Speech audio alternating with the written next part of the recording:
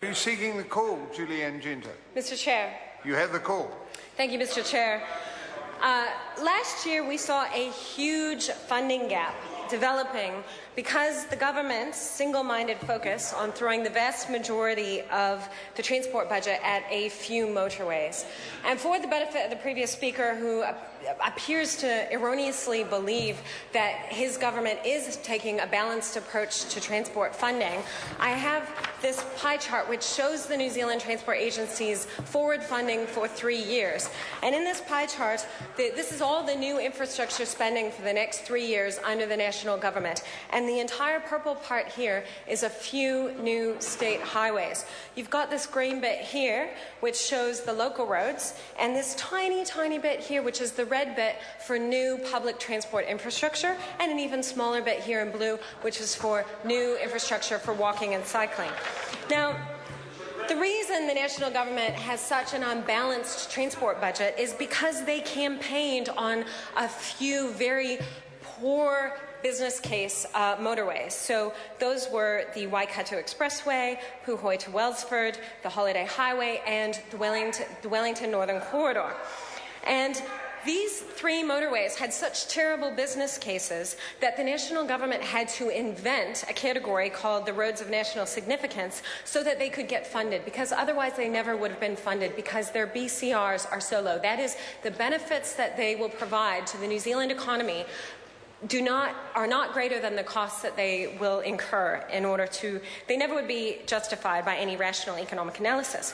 And they tried to hide the poor BCRs of these three projects by lumping them together with other projects like the Victoria Park Tunnel, which was planned by the previous Labour government. And while it was completed under National's watch, the truth is it wasn't National's idea. It was a project that actually had some merit, and it's been completed on time, under budget, and that's fine, but it doesn't mean that these three motorways that most of the transport budget is going to be paying for over the next 10 years make economic sense.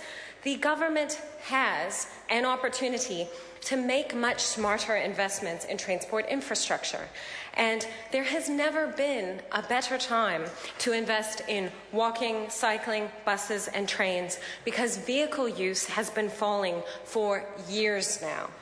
If you look at the New Zealand Transport Agency traffic volume data, it shows that daily traffic volumes on state highways are still down at 2003-2004 levels.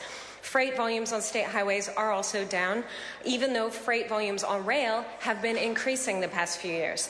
Public transport boardings per capita, according to NZTA and MOT, all across the country are way up. They are growing.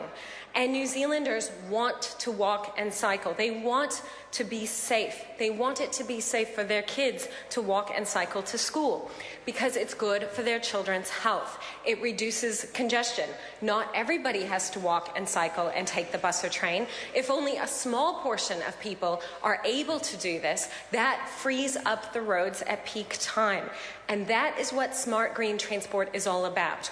We already have a road network. We already have a rail network. We want to use it better. We want to use it smarter. And the next best dollar of investment is going to be on those modes which are the most cost-effective, giving New Zealanders the choice that they have been denied by successive governments obsessed with increasing road capacity, which made it impossible to walk and cycle and take public transport.